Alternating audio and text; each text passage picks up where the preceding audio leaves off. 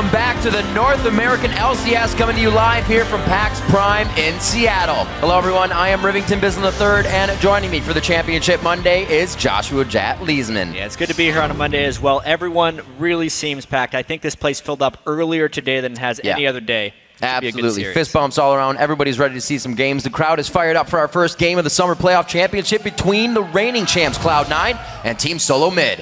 Whoever wins it will be the Summer Split champion and take the #1 seed heading into Worlds. It means a lot. Now, if this matchup looks familiar, you are not wrong. This is the third straight split that has come down to these two teams facing off in the playoff finals, with Cloud9 coming out ahead each time. It's going to be real good. Cloud9 is looking incredibly strong again this split.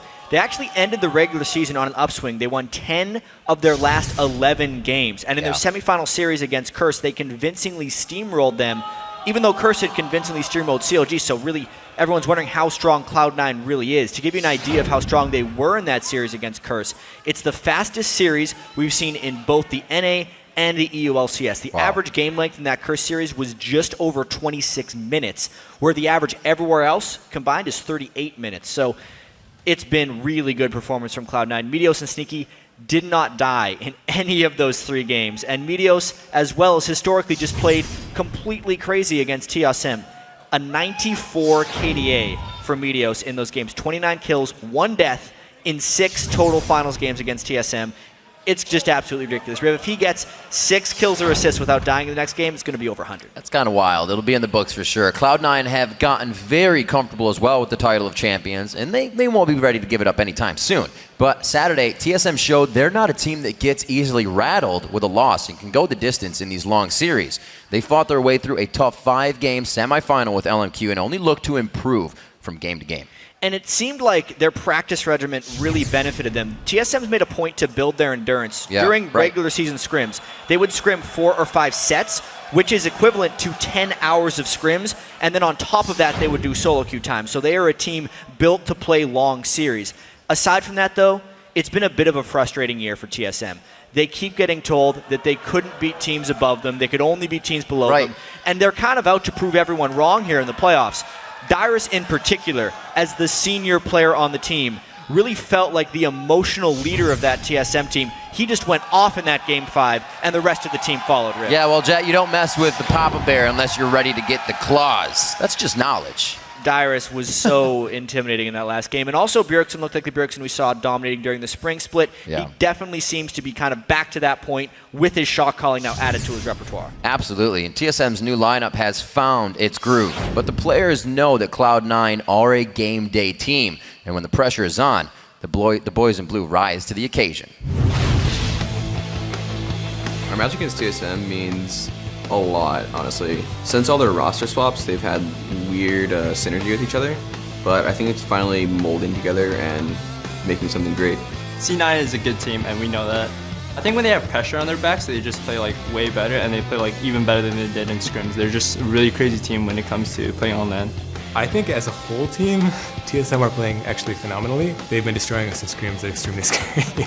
I think against C9 either it's just having a really clear win condition. You don't want like a composition that can do a lot of different things. TSM has always been a scary opponent for us no matter what happens. They are going to this series being super confident. They don't want to lose. They don't want to get 0-3. They don't want history to repeat itself. So for them, it's very important.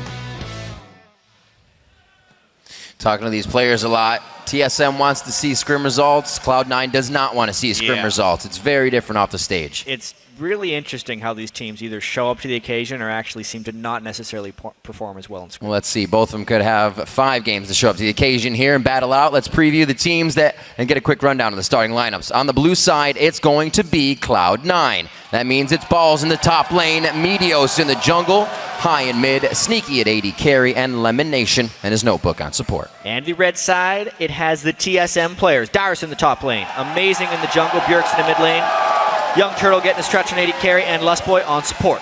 So, Jet, one thing we can start off saying here is it is not the same team from the spring split that TSM is bringing to the table. They have bettered themselves, and they are looking stronger in all facets. I mean, we look all the way back to that finals. They lost to Cloud9 3-0 in the spring split, and yeah, it was a much different team. They had the odd one. They had different support. Everything was different at this point. They came in this split It took them a while to kind of get together. Yeah. People were questioning the acquisition of Amazing, saying losing Oddworld and Xpecial may have been too much for them. But now here they are once again in the finals, poised to hopefully make a better showing and make those roster changes pay off. And it's been difficult too, especially when you're going up and doing that against a team like Cloud9 or playing like a team of Cloud9 all split who doesn't get that many changes, who can usually correct mistakes right away and just make themselves the winner of any event. Right now, as we see them coming into the finals, it's like it's a breeze for them every time, never losing a playoff match. It's really strange. I mean, even looking at their player cams in the semifinal before game one, High was stretching out, everyone else was laughing, talking to each other. Cursor on the other side was actually looking a little nervous. They were shaking a little bit, trying to keep their hands warm. And when you think about it, Cloud9's actually one of the most experienced teams in competitive League of Legends with how long they've been together with the same 5 players. Summer split of 2013, the exact same 5 on their roster, and very few teams can actually claim a similar thing. Plus, they've played in a bunch of high-pressure situations, always being at the top of North America, so they do have experience on their side. It seems like one of Cloud9's biggest crutches as well is kind of just the phase in and out of different metas, and right now they are on the ball with the current meta that's going to Worlds in this patch. It was so crazy. Looking at their pick and ban in the semifinals against Curse, it almost looked like a Season 3 team composition for them. They had High in the mid lane with Zed. Balls was playing comfortable stuff. Sneaky and Lemon. They just had such comfort right now. And this current patch, which will be the patch all the way through Worlds, will be fantastic for them. And so far, too, right at amazing coming out of the hands of Cloud9. They say no you for the jungle on Nunu and Lee Sin. And Syndra, one for the mid lane. Balls on the top, another Alistar as well. We've been seeing him on the ban list consistently with a few plays here in the playoffs. Last ban for TSM, and we're going to see what Cloud9 will actually prioritize here. Zed gets left up. Can't see High not picking it. I mean, if it doesn't get banned here by TSM, it's going to be a first pick for Cloud9, almost without fail. So teams keep giving High Zed. It just puts him in such a comfort zone, and it's strange to me. We'll see if he ends up going with the Zed here. But it's always a little strange to me when teams do not ban out High, because I think back to when Reginald was that mid lane shot caller for TSM. Yep. Taking his champions away since he was such a predominant voice, to get him uncomfortable made the entire team uncomfortable. Absolutely. High getting Zed is a fantastic boon for Cloud9 here.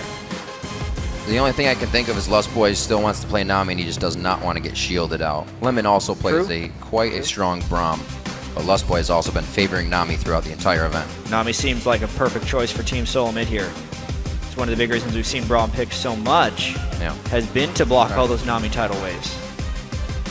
I wonder if they're going to bother using an early pick. It's not like LemonNation has played a whole bunch of Nami. Maybe they think they can get another pick out here, especially with Zillion on the board, man. Wow. Something they definitely made sure to ban against Curse. Also used on the side of Team SoloMid. That could be very, very chaotic with the Chrono Shift coming in. Craziest thing about Zillion here is he is a flex pick as well. So true. Bjergsen or Lustboy would be able to take that. Will be a little bit difficult now for Cloud9 to deal with. I've heard mixed reviews on how strong Zillion is. A lot of teams think it's completely unmanageable. It has to be banned or it has to be... Hey man, he only has one damaging spell. Hey, that's one thing that people use as a knock on him. The most underrated part of Zillion is that global experience passive. Right. You put him in the bottom lane, it actually means your mid lane and your top lane hit level 2 first. Yeah, they do. And that just completely gives you an early game edge. A lot of times you see that kind of combined with a Ryze who will be up there all day and can do whatever you want towards the late game. And the Maokai actually picked up as well. Some high priority picks here, as well as possibly stealing away that Nami from Lustboy that he also loves. The Lulu goes over most likely to Dyrus, but still could be Flex. We saw Dyrus go crazy on Mundo and Lulu the other day. Yeah, Dyrus's Lulu is spectacular. And as far as lane matchups go, it is a favorable matchup for the Lulu over Maokai. But it's not like Maokai can't survive the matchup. Right. If anything, I think right now it almost guarantees that Zillion will be seen as a support. Just because late game damage-wise, if they had Zillion and Lulu as their 2 solo lanes, I think Maokai would soak almost enough damage to completely save the team. So it's most likely top lane Lulu support Zillion. Wow. And a Tristana. Zed, Trist, getting pretty much everything they want, it looks like, coming in here. as far as Cloud9 is concerned, if it's not broken, they don't need to fix it. Nope. They were hardly denied any of their main champion picks here against TSM. So this is TSM kind of doing their thing, letting Cloud9 do their thing. TSM has the chance of picking counter matchups in a sense. They now get to choose what mid laner they want to play against Zed. Not too many counter matchups actually exist for Zed talking to these mid laners. That's one of the big reasons he's risen to prominence. Most people will prefer Zed in almost every matchup. Bjergsen has been performing spectacularly of late. Slow lock in here as the team considers what to round out the composition with. The first game obviously has a little bit of leeway. It's the momentum you want to gain, but it's not everything. If you lose it, we've seen this before. The laning phase was not the strongest, but he was coming out 5-1 and 6 towards the mid game. Well, if they needed a little bit more damage, they just found it. Yeah, they did. At least he's not working against the Yasuo wind wall this time. Chum the Waters has a better chance of hitting the initiations with the rest of the team to follow up as well. Pretty good fight comps here. Yeah, Fizz with a Zillion ultimate becomes much more threatening as well because he can, right after reviving from a Chrono Shift, hop right back on his Playful Trickster and get the heck out of there. So I really do like that synergy between Fizz and Zillion.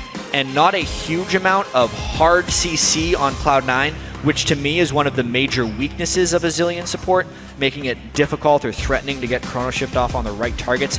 We'll see how that plays out throughout the game. Both these teams with pretty strong team compositions. It's just going to be about execution. Absolutely. Obviously, the biggest part for Cloud9, that first Dragon, if it's contested, is usually where they start to take the game and put a stranglehold on another team. Sometimes when it's that early, it becomes a mind game, and it just starts to go downhill from there. So we'll see if Cloud9 tries to take her over early at that Dragon. And as the series gets underway, we're going to total up the votes over on LOLesports.com. Right now, 57% of you are saying Team SoloMid are going to take the Summer Split's top spot. Yeah, but be prepared to go the distance here with us on Twitter. These could be very long series. Keep voting throughout the series by sending the hashtag C9 win or the hashtag TSM win. So looking at these, a lot of people will say Cloud9 has a stronger lanes. We look at top, Balls has beaten in history Dyrus in those lane matchups. Coming over, High has actually had a better matchup versus Bjergsen when they're playing in game. Yeah. And in the bottom lane, Sneaky usually takes out WildTurtle. So in the beginning here, it's definitely going to be, I think, on the jungle to get those lanes ahead. I mean, Amazing a lot on definitely Amazing. Has to step up in this one. Kazak's not the most spectacular jungler early. Right. We'll see how Meteos can keep tabs with him. It's any given day, Jat. Things can be said, but these players are about to prove it. Let's see what they have here as we enter the first of this best of 5 here for the NALCS Summer Playoff Finals. The crowd is ready, raring to go. The TSM champs obviously on the up and up, but Cloud9 fans are definitely there trying to drown it out as well. This is going to be some crazy stuff. The battle of the team names by the crowd right now. So it doesn't look like we're going to get any crazy starts, chat. Everybody going face-to-face here in the standard matchup with most likely a little bit of a latent fade. Got a ward from Meteos. Yeah, you mentioned the lanes, and one thing that could give Dyrus a big edge in the lane is just the fact that there's a Zillion support. Dyrus will hit level 2 first. Balls will pretty much be on his back. We have to keep attention on that experience. From right away. He's trying to get some deep wards. LemonNation standing his ground, though. I wonder if we're going to see any support roaming. Something that always happens during the North American playoffs is teams will scrim the opposite side of the bracket that they are in. Right. So everyone has a subset of scrim opponents. And because especially this year we had such a long time between end of regular season and start of playoffs, little micro metas almost popped up. So last split, an example would be Cloud9 played a whole bunch of Jax. Right. So Jax was really big on that side of the bracket. Yet the other pocket of scrims, which had Curse and TSM in it, played a bunch of Mundo top lane with Heal and Ignite. That was the Quas Dyrus thing, and they met in the finals, and it turned out that Jax was the superior one. Right.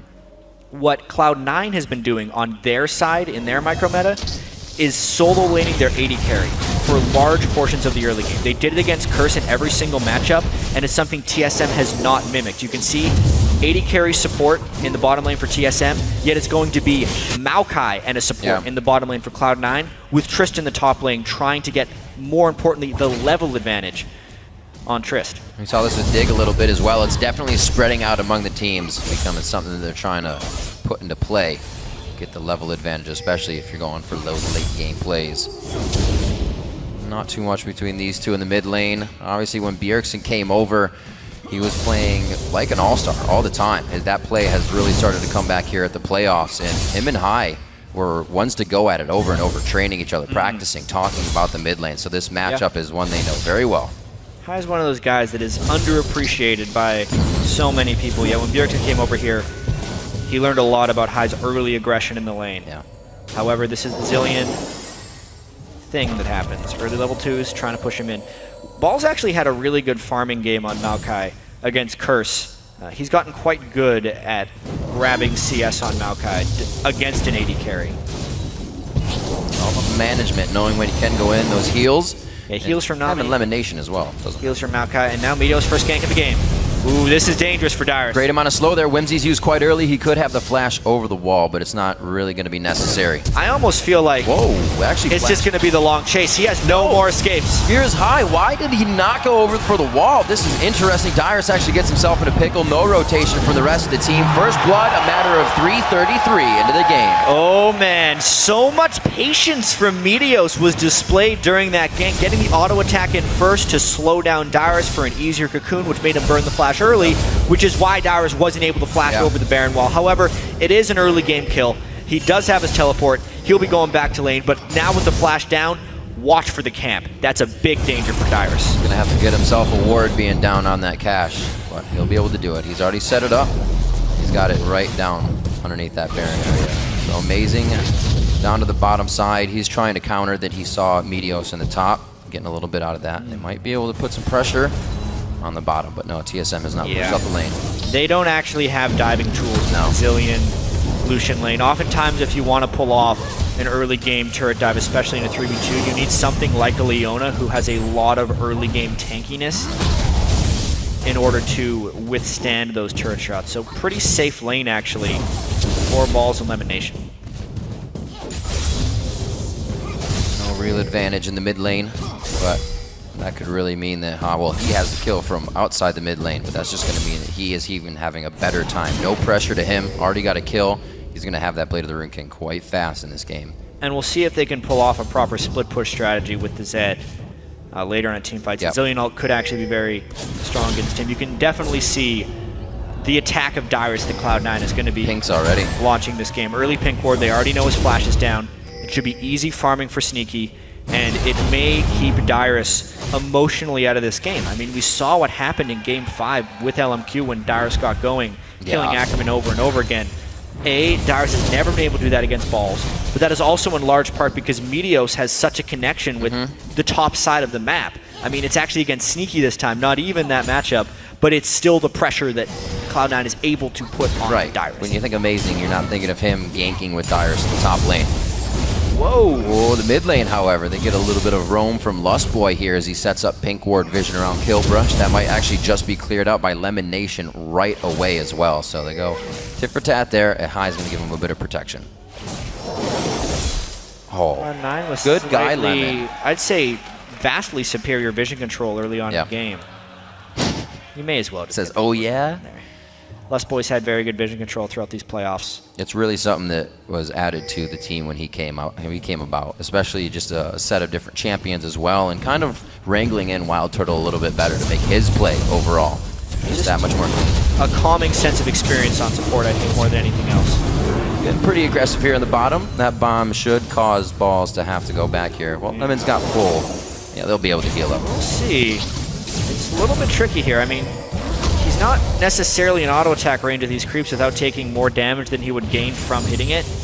Lemon ends up taking that cannon CS just because Balls can't get in range. They're waiting to be able to sustain it back up, but he doesn't want to back until his teleport's up again to avoid losing too much experience. Good ward from Bjergsen. He puts it right under High to make sure High doesn't get a roam down on this push lane of Lustboy and WildTurtle. So they're safe to have fun and just set bombs off onto the turret. Still managed to get 5 of 6 in that wave, so Ball's still farming okay. You compare him with Dyrus, since they are doing the swaps, the AD carry and top lane farm champion-wise is very equivalent. It's just the kill that is giving the majority of this gold advantage to Cloud9. Right now it's a big point, chat. A lot of the sixes around the map, at least for top lane, and amazing over Meteos and balls with that Zillion, but nothing can really be used here. No pressure for Dragon. Still staying to farm. We just had Dyrus back, so his teleport's probably going to be walked back to lane as well. This is where it gets interesting because Sneaky hit level 6, and it kind of neutralized the Zillion. Since now the 80 carries are level 6 at the same point, since Sneaky was getting solo lane experience on Trist down in that bottom lane, and they are done with the lane swapping because they know Dragon is going to be an objective, and they need to be able to have teleport presence to stop a force. Sneaky and Lemon now trying to get harassment on the bottom lane. Amazing's going to be down here to help as well. Go ahead, evolves the spikes. He's going to stay relevant with slows all game long to help really enable the team to continue getting these kills. I'm sure Bjergsen's going to be assassinating quite hard out of the lane. Always something to keep track of, what Kha'Zix evolves first. I Absolutely. see half the people doing wings, half the people doing the W.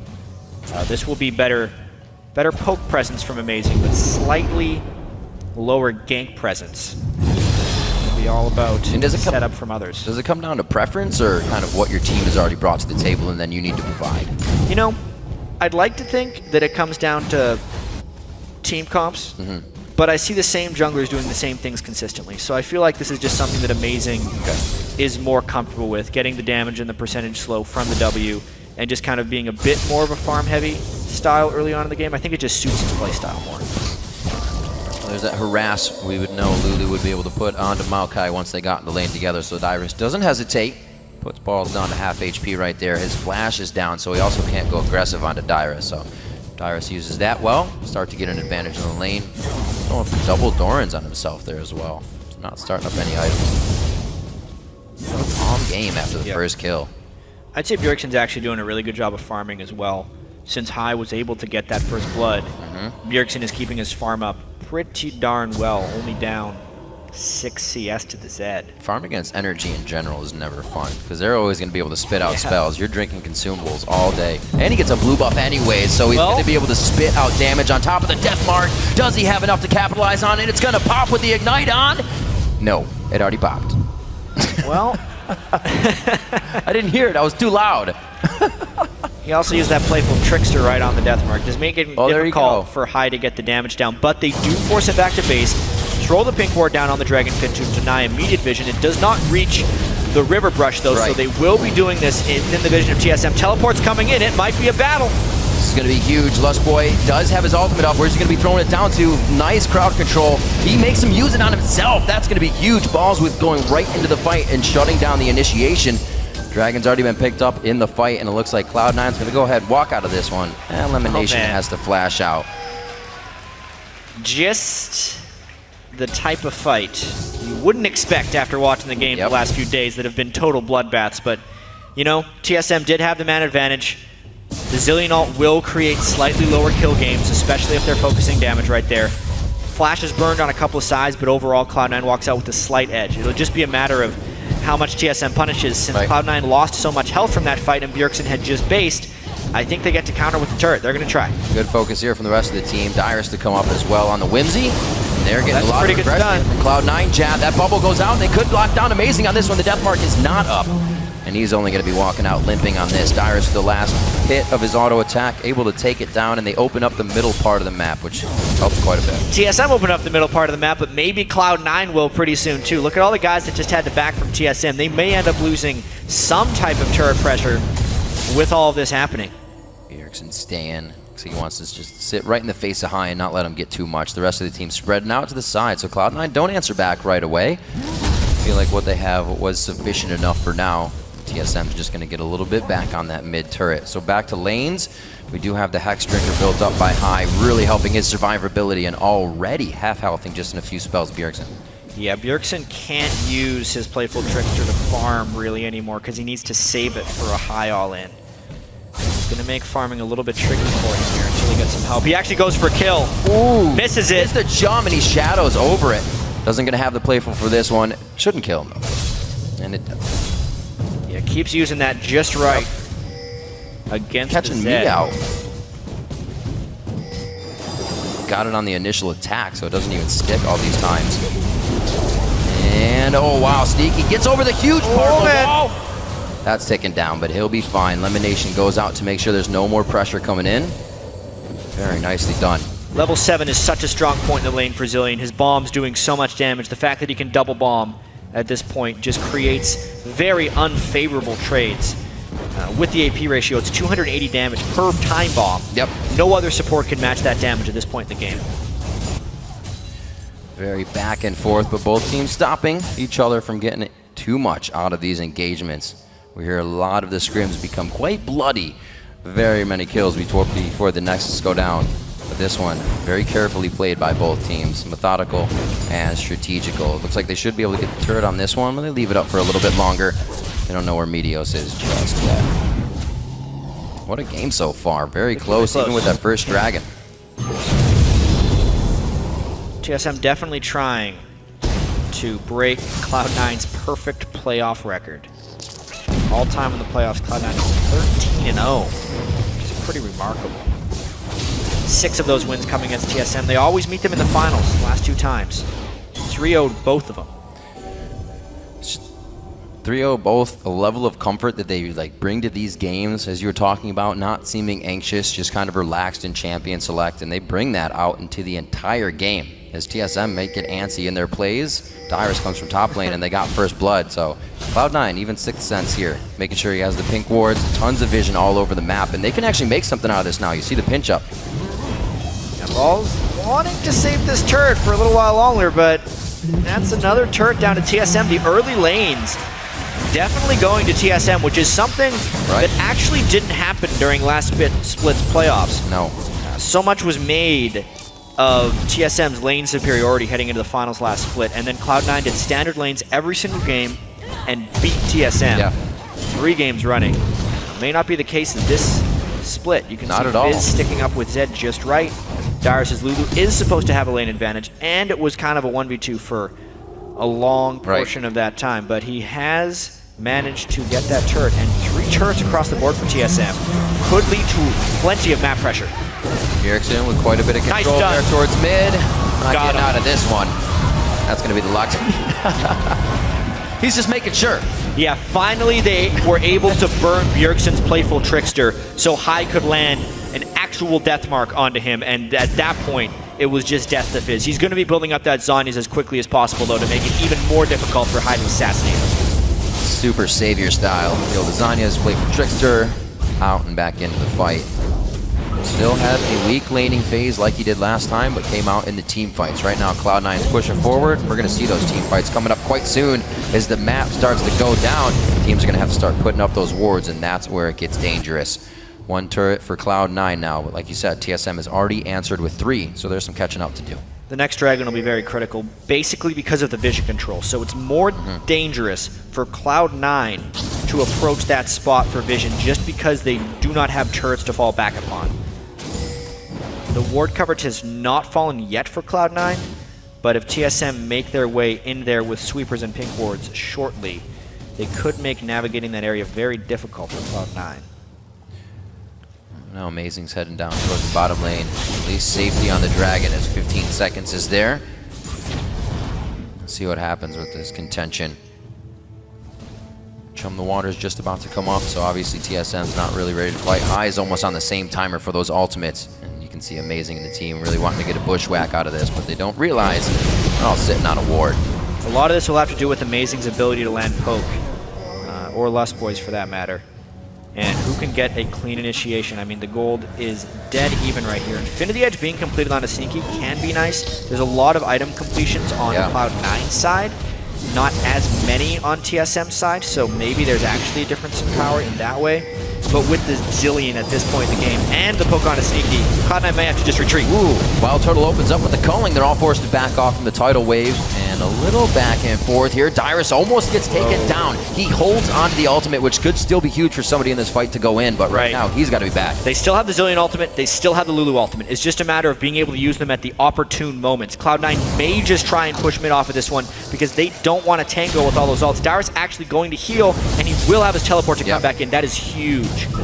The Zed poke has been really beneficial. That's the flank. Here's the From fight. backside, can he polymorph? What's he trying to do? He gives himself the wild growth as they go in. Amazing's very low, but he uses the ultimate, tries to get out, but Meteos finds him as he drops down the spout. Bjergsen's gonna have an ult near him, but it looks like he only hits 3 with that. Not too much damage going around. Oh, man. He's still doing damage, though. Finally, they get the focus on him. WildTurtle now trying to go crazy. LemonNation hits the last bubble, and he flashes away, so they cannot get the retribution kill there. 4 for 2. We said the fight was going to be about the use of TSM's life-saving ultimates, and honestly, Lustboy could not land a good chrono shift that fight. Dyrus went down first with the focus. Usually you want a Zillion ult the first main target that has damage, that gets focused down. TSM was unable to do that. Cloud9 wins the fight and gets the dragon. It was a good initiation. Bjergsen's all hit. It looked ideal, right? He has a death mark on him, but I mean, watch Lustboy. What actually happens to him here? Because he's not stunned. He just doesn't get the chrono shift down onto any of the people that die right off the bat. Range, yeah. It's pretty good range. He ends up having to ult himself when Sneaky all-ins him, which just isn't ideal. There's no proper focus that got shut down by Cloud9. They had enough AoE damage, they had enough threat on multiple targets that Lustboy couldn't make up his mind. Great bubble by Lemon right at the end to secure that final kill, giving Cloud9 enough damage to take down the dragon after the fight.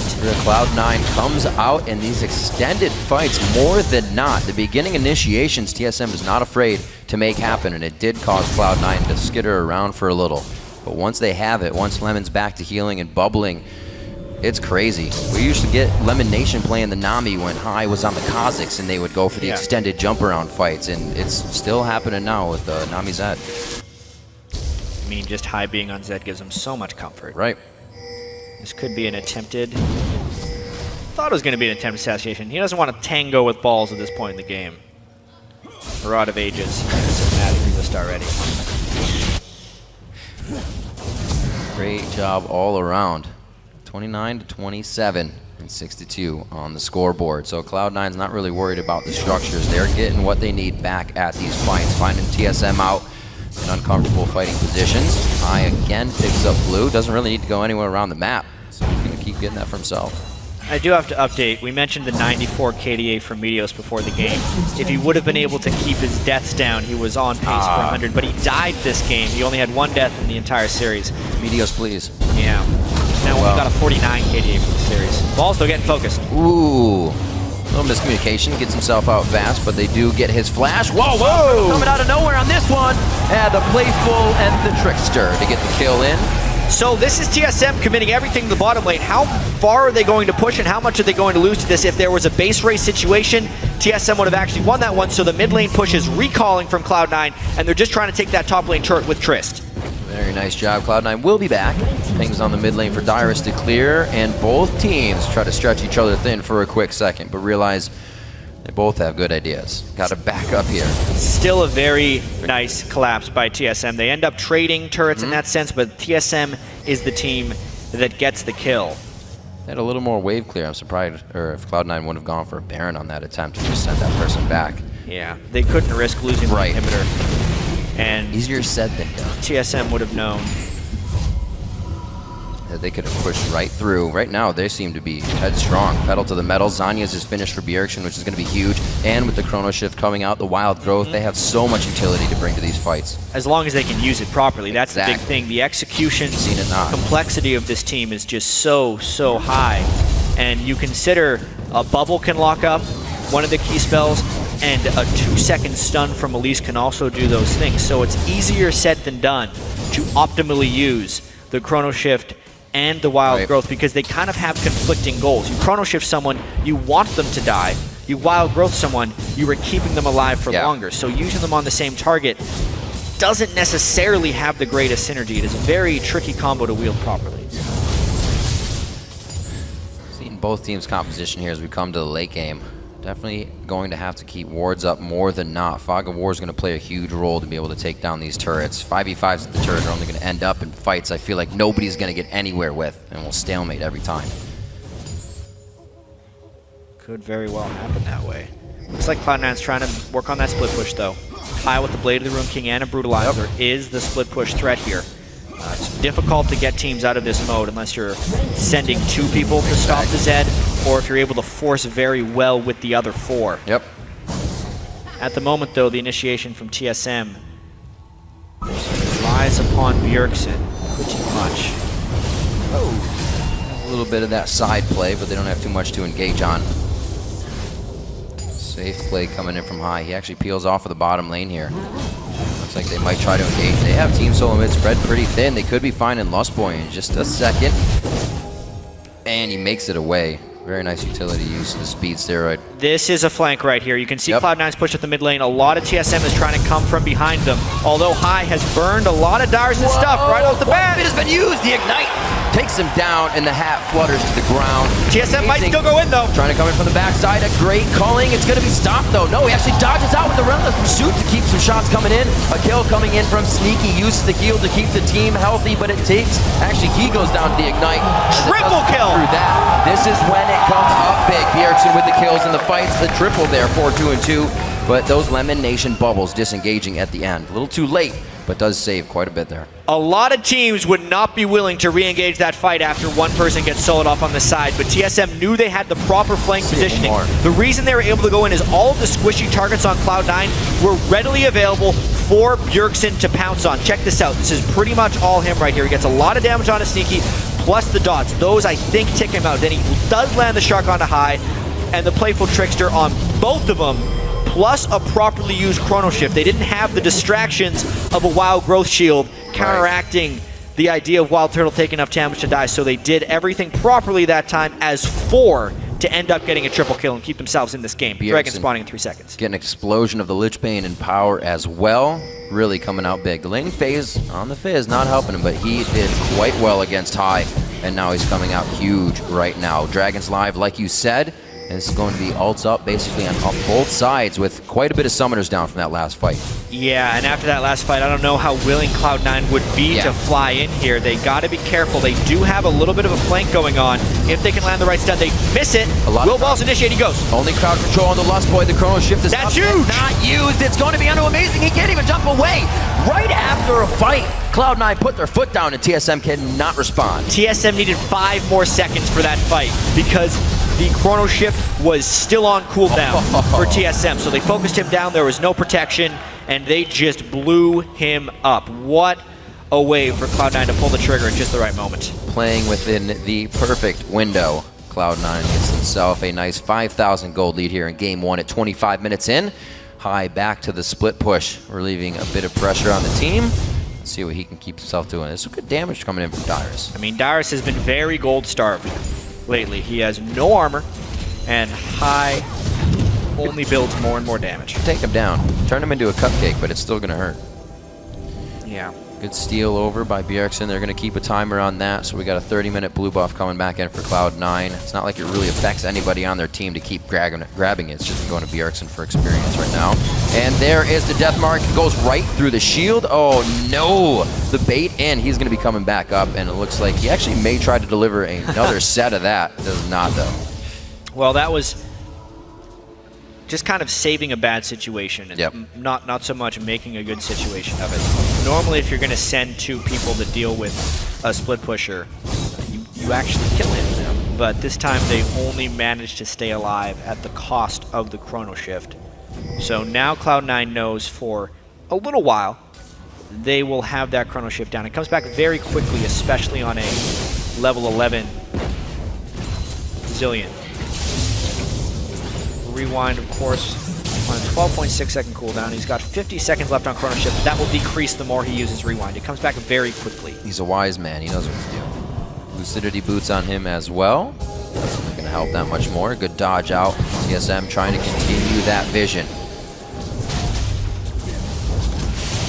Very interesting to see Cloud9 kind of on the back foot here. He's standing his ground against WildTurtle, too. Once Trist can stand his ground against Lucian, you're in trouble. The whole TSM team is going to have to find more flank attacks. If they can't flank Sneaky, I don't see a way that TSM actually wins these fights. There's no tank on the TSM team. Instead, they're relying on the Wild Growth and the Chrono Shift. But as Sneaky gets stronger and stronger, he'll just be cutting through the squishies in so few hits that it won't necessarily matter if they can come back to life. They just have to get the damage down on Sneaky. Won't matter indeed. Oh, no. There we go. No more back foot. They weren't down. They were just biding their time, waiting for everyone to get out of base. So Cloud9 back into engage mode. already with a Banshee's Veil onto Meteos, especially with that damaging cowl. So they're going to be going for hardcore kills in this one. Like we said, these could be some bloody matches. Already 17 kills, 27 minutes in.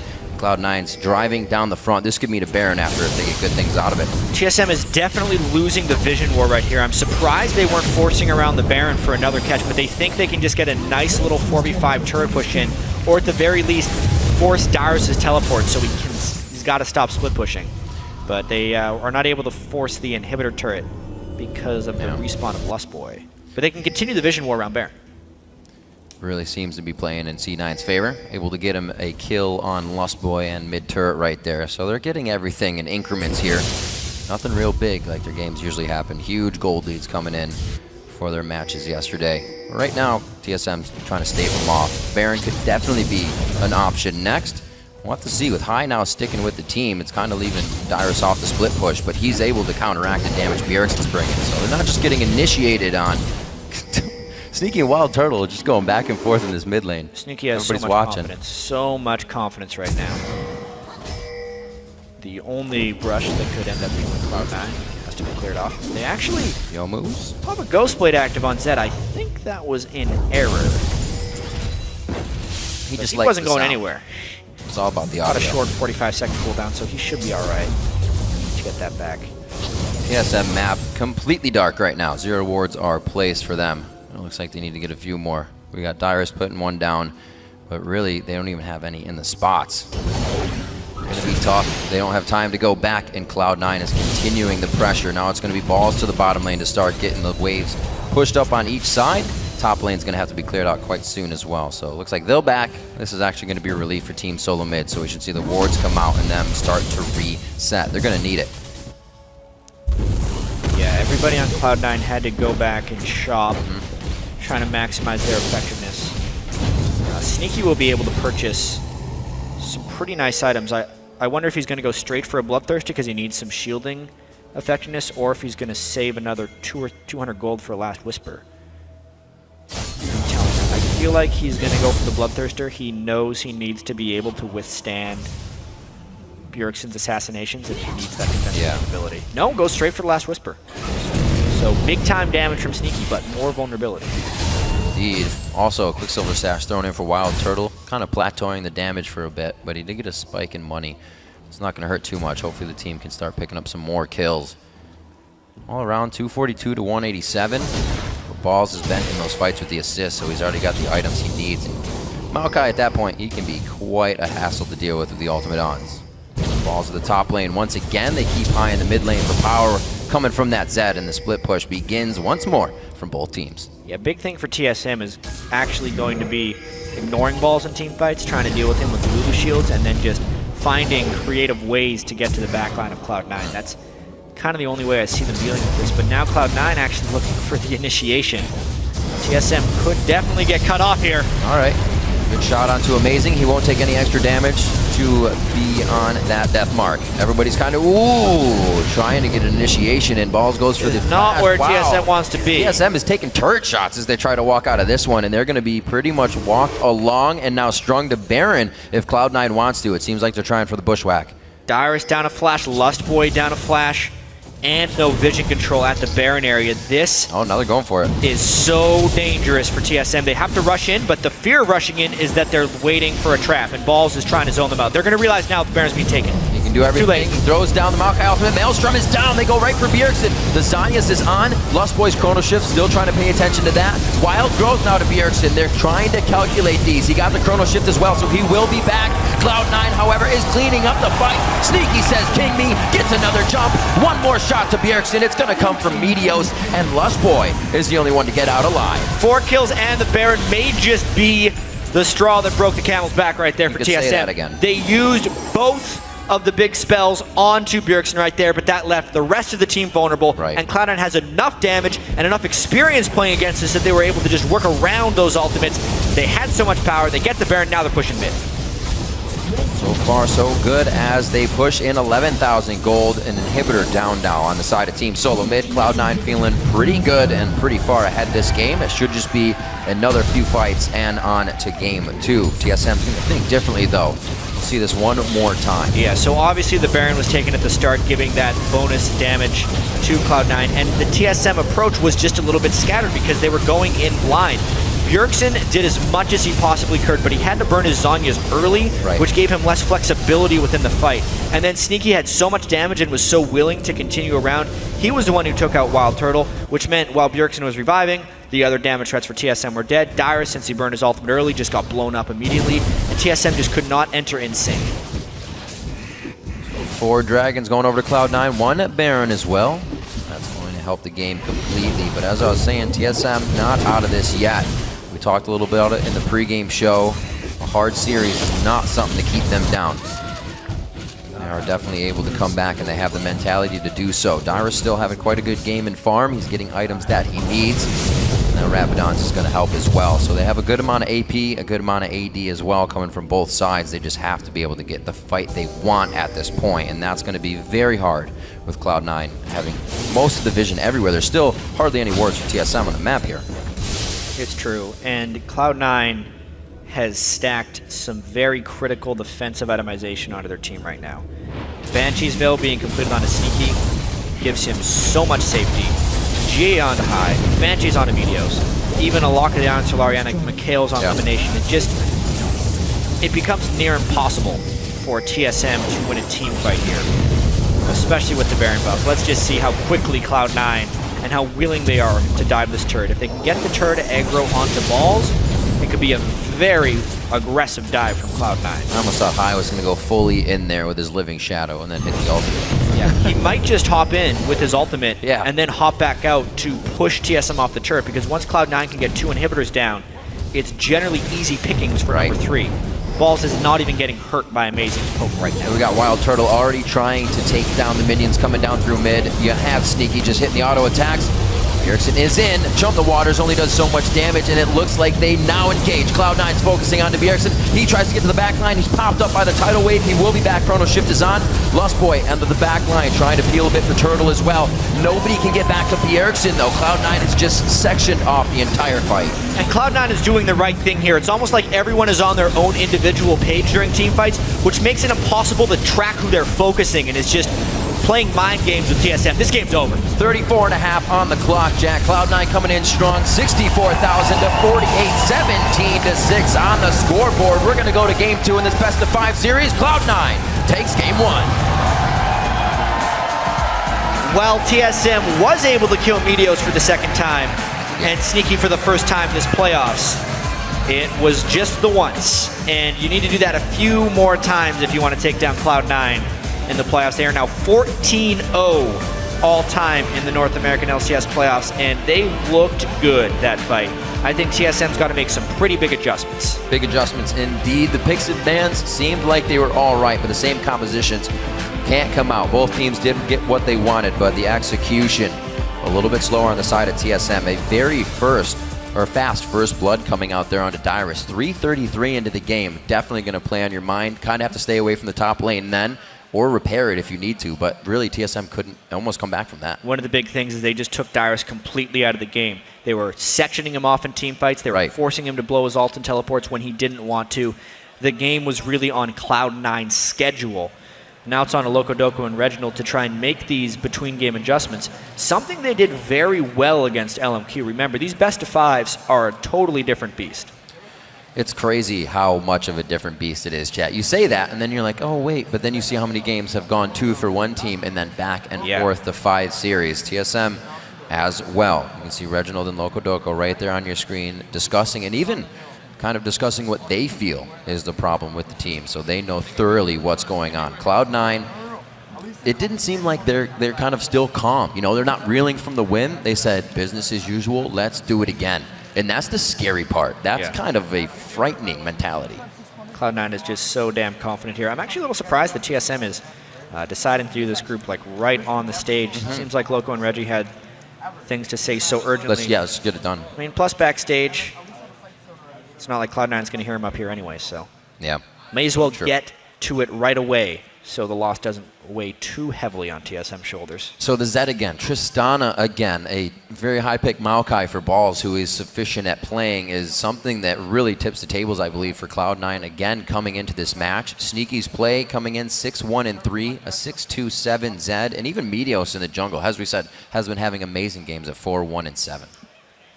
It's almost like Cloud9 is back to their dominant selves, because if we think all the way back to when they were 24-4, 25-3, right. The standard saying was, hey, if only they could just ban Zed and Morgan, Elise and Zach and Braum and Maokai and Trist and Lucian. It's just, you can't ban everything, but you do have to pick the strategy for banning Cloud9. Right. That time TSM had more generic bans as far as just Alistair. I don't even remember exactly what they were, but it was not heavily focused on one person. I think you need a very specific strategy to try and stop Cloud9 because they're so good at so many strong champions. Indeed they are. For more on Cloud9's win as well, we're going to go ahead and send it over to the guys at the analyst desk. Thanks, Riv. Cloud9 has got to be feeling good after that victory, keeping their 0-loss streak alive in the playoffs. Is it even possible for them to lose? It's definitely possible for them to lose, but if they keep playing like that, then no, because there's a very dominant performance over TSM. Their pick ban phase seems really sound, and Jat was talking about it there. Their champion pools are really good. You kind of have to focus on a strategy that you don't want them to play and that you want to play, and definitely play to your win conditions, because this team that TSM drafted for themselves, I was not a big fan of. So we have to talk about it. I'm going to talk about it until somebody does something about it. The Lucian prioritization over Tristana. I can't for the life of me figure out why that is. Yeah, somebody tweeted me about that, and I was like, explain to me why they prioritize Lucian over Trist. I was like, I can't. Trist in playoffs is 11-2 right now, and those 2 losses are only against Kog'Maws. So right now, she just seems like the dominant carry in the early game. If you have a bad lane matchup, you lane swap it like Cloud9 did. So I feel like the comeback mechanics are just too high here, Polebelter. What do you think about that?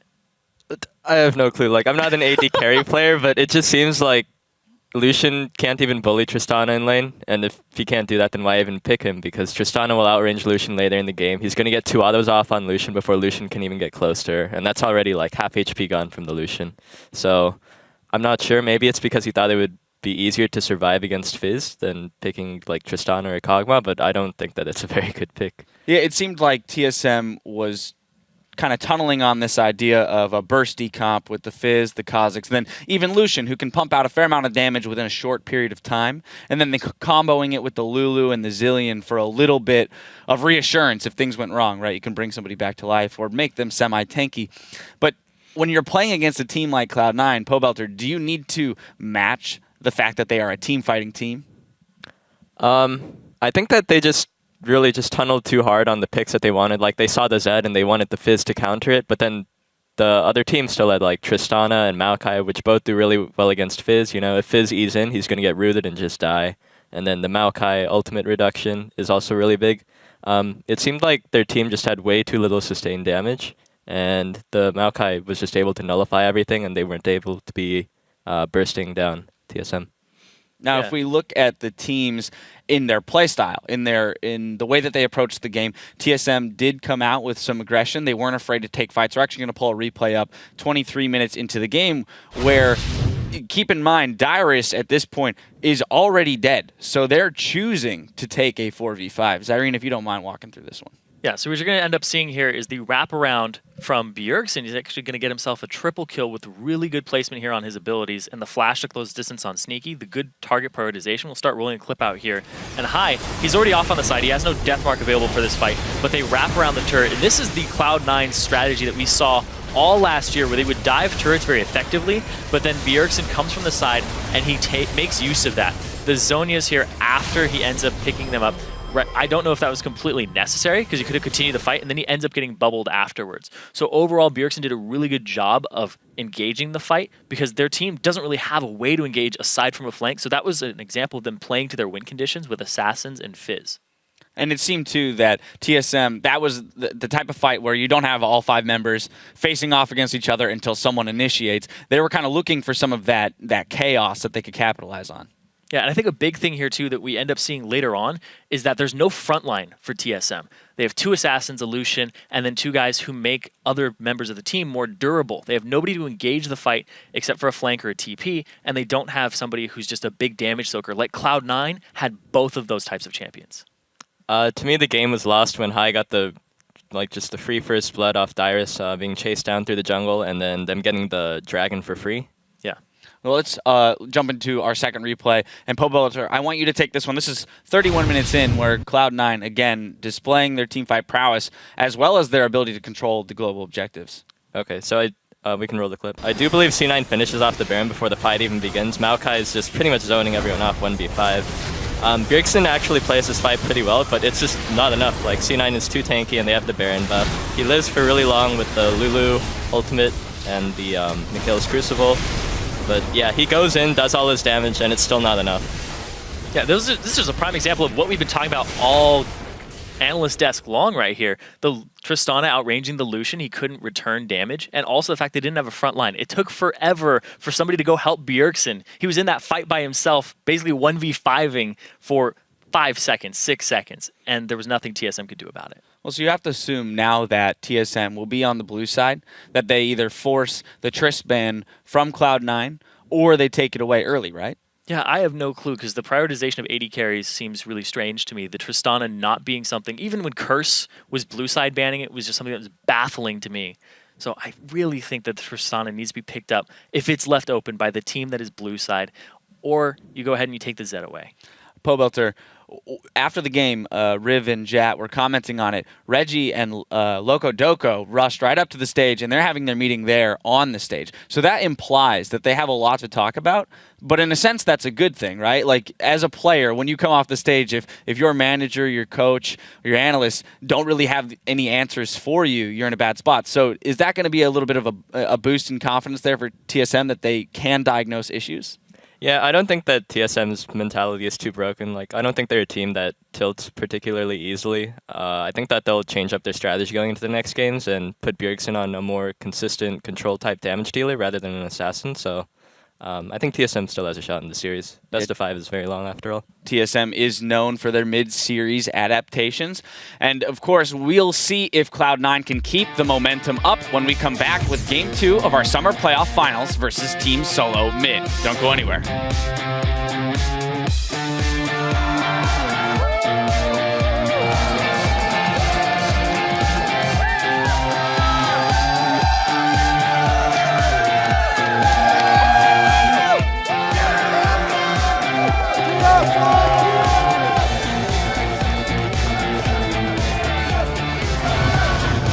To talk a lot. That's all I really care about. Let's have some fun. Finally, they get to focus on him. WildTurtle now trying to go crazy. LemonNation hits the last bubble. A kill coming in from Sneaky. Uses the heal to keep the team healthy, but it takes... Actually, he goes down to the Ignite. Triple kill! Cloud9, however, is cleaning up the fight. Sneaky says, "King me," gets another jump. One more shot to Bjergsen. It's going to come from Meteos.